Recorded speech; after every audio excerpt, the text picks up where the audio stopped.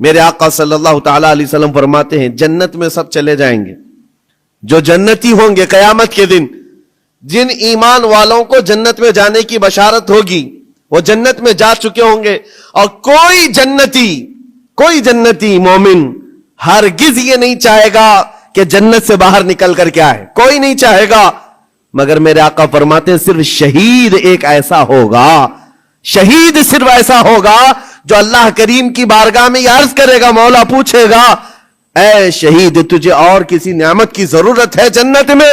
وہ کہے گا کہ مولا بس ایک ہی خواہش ہے، دنیا میں تو پھر بھیج، پھر تیرے نام پر قتل ہو کر کے آؤں، پھر تیرے نام پر مر کر کے آؤں، پھر مجھے دنیا میں بھیج، پھر تیرے نام پر مر کر کے آؤں، اس لیے کہ شہادت میں جو لطف ہے وہ مجھے یہاں نہیں ملتا۔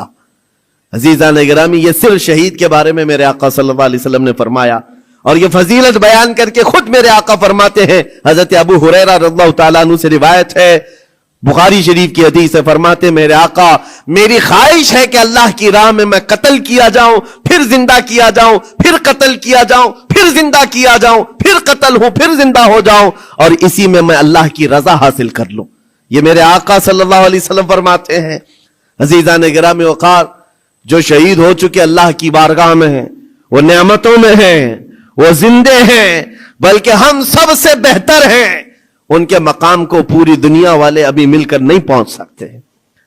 اللہ کریم نے ان کو جو شہادت کا انعام عطا کیا ہے، میں آپ کو بتاتا ہوں صحابہ اکرام رضوان اللہ تعالی علیہ مجمعین کی دو مثالیں، کیا جذبہ تھا ان کے اندر۔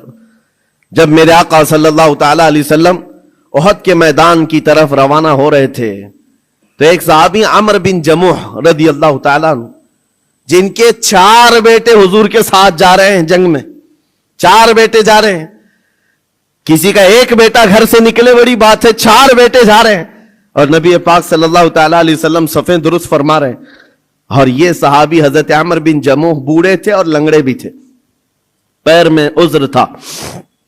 حضور پاک صلی اللہ تعالی علیہ وسلم کی بارگاہ میں آئے، کہا یا رسول اللہ میری خواہش ہے میں بھی آپ کے ساتھ حاضر ہو جاؤں، بچے مجھے جانے نہیں دینا چاہتے ہیں، 4 بیٹوں نے زبردستی باپ کو گھر میں بٹھایا تھا، اب آپ نہیں جائیں گے، ہم جائیں گے رسول اللہ کے ساتھ، اور باپ اس بات پر لڑائی کر رہے ہیں بیٹوں سے، نہیں میں بھی جاؤں گا۔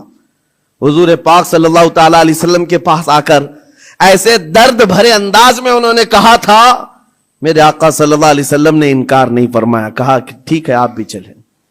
پہلے حضور نے فرمایا آپ کے تو 4 بیٹے شریک ہیں، آپ کے 4 بیٹے شریک ہیں، آپ گھر میں رہ جائیں۔ حضور پاک صلی اللہ علیہ وسلم نے جب یہ فرمایا تو وہ کیا کہنے لگے، آواز نکال کر رونے لگے، کہا تف ہے میرے بڑھاپے کو، میرے بڑھاپے نے مجھے نبی سے دور کر دیا، جوان ہوتا میرے بیٹوں کی طرح تو میں بھی جاتا۔ حضور پاک نے فرمایا نہیں آپ بھی جا سکتے ہیں۔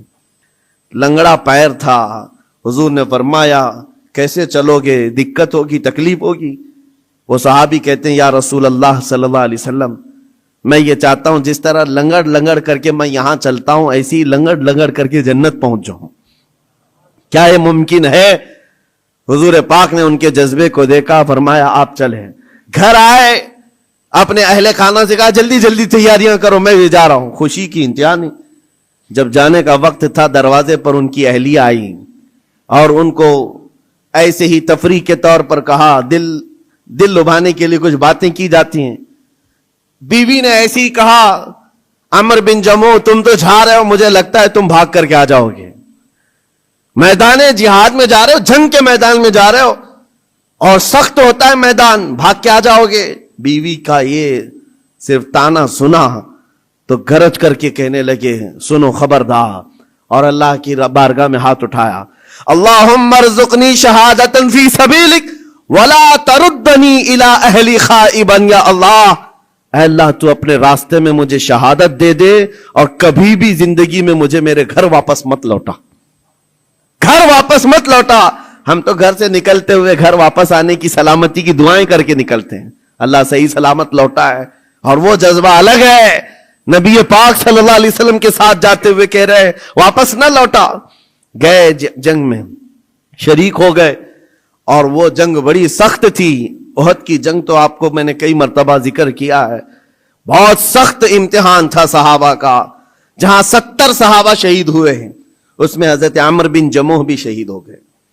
یہ بوڑھے صحابی شہید ہو گئے. نبی پاک صلی اللہ تعالی علیہ وسلم نے پھر اس کے بعد شام کو جب لاشیں اٹھانے کی باری آئی، ان کی اہلیہ گھر سے آئیں اور میدان جنگ سے لاشیں جب اٹھائی جا رہی تھی، عمرو بن جموح کی لاش کو اٹھایا، گھوڑے پر رکھا، سواری پر اپنے گھر کی طرف لوٹیں.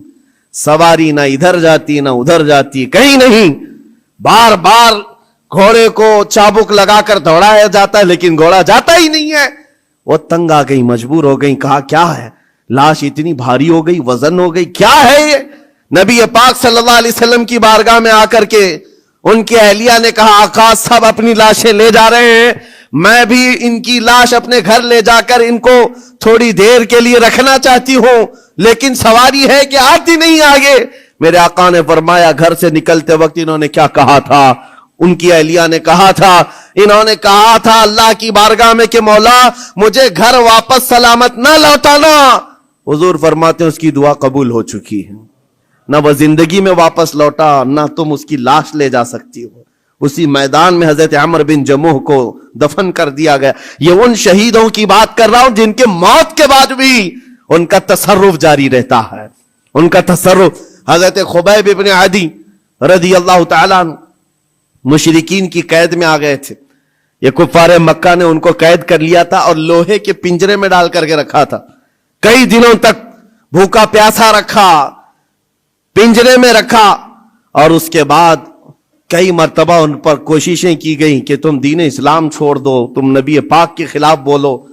لیکن وہ جوان مرد خبیب ابن عدی ایسے تھے، اپنے ایمان پر جمے ہوئے، استقامت کا جذبہ ایسا، ہر مصیبت کو گلے لگا لیا. یہاں تک کہ کفار و مشرکین نے ان کو پنجرے سے باہر نکالا، ان کے ناخنوں کو پکڑ سے کھینچا اور وہ کراہتے رہے، درد اپنی جگہ پر.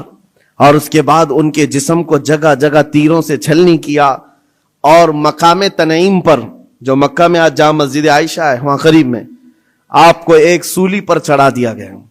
حضرت خبیب ابن عدی کو ایک کھمبے پر باندھ کر کے سولی دے دی گئی اور لاش کو لٹکا کر رکھا، اور ایسی لاش لٹکتی رہی. یہی خبیب ابن عدی ہے جن کو سولی پر چڑھنے سے پہلے کافروں نے پوچھا تھا کیا یہ اچھا ہوتا خبیب تمہاری جگہ محمد ہوتے اور تم آرام کر رہے ہوتے.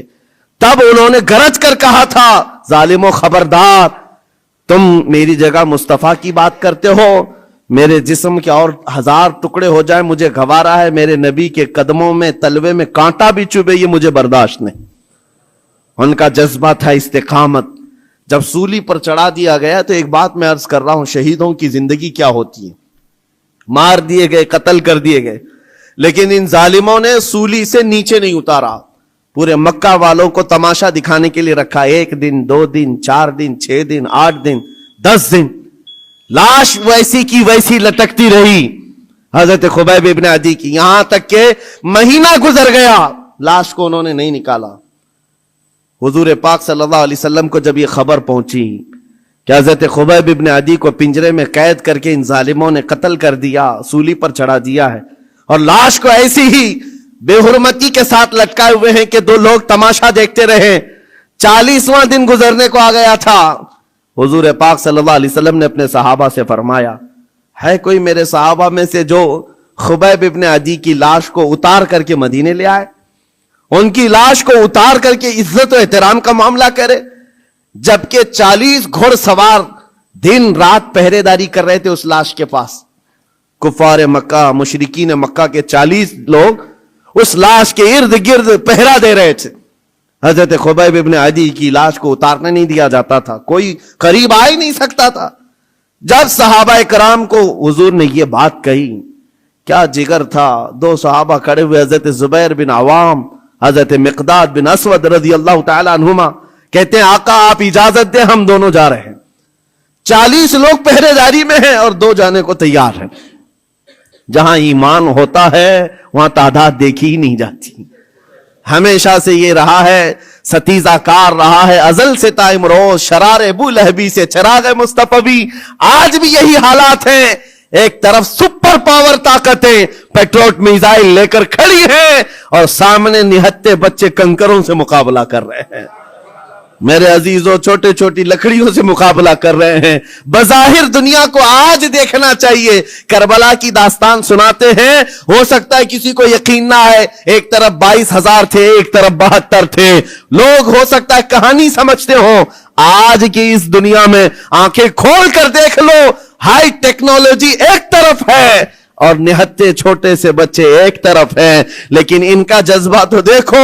ظالموں کے ہاتھ میں ہاتھ دینے کو آج بھی تیار نہیں, بلکہ آج بھی ڈٹے ہوئے ہیں, جمے ہوئے ہیں, اور ان کا جذبہ صرف اتنا ہے بیت المقدس کو آزاد کرا کر کے دم لیں گے. اور میرے آقا کا فرمان ہے ان کے ساتھ, وہ آج یا کل ختم ہونے والے نہیں. میرے آقا نے فرمایا یہ جماعت قیامت تک حق کے لیے لڑتی رہے گی, قیامت تک لڑتی رہے گی. 2 صحابہ کھڑے ہوئے, حضور کی اجازت لے کر کہا ہم جاتے ہیں.